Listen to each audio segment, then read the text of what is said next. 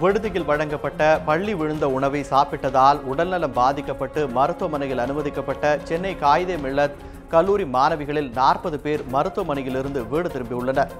உடல்நலம் பாதிக்கப்பட்ட மாணவிகளில் 57 பேர் சென்னை ராஜீவ்காந்தி அரசு மருத்துவமனையிலும் 47 மாணவிகள் ராயப்பேட்டை அரசு மருத்துவமனையிலும் அனுமதிக்கப்பட்டனர். மற்றவர்களுக்கு மருத்துவமனைகளில் தொடர்ந்து சிகிச்சை அளிக்கப்பட்டு வருகிறது.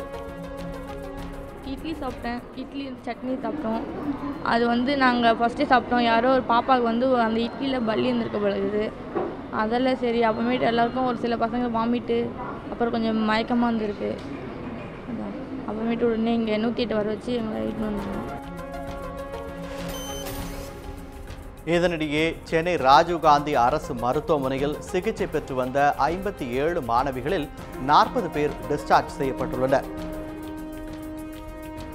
அவங்களே கை விட்டு வாந்தி எடுத்து செஞ்சுமே, அதனால தான் ஒருமே இருக்குது.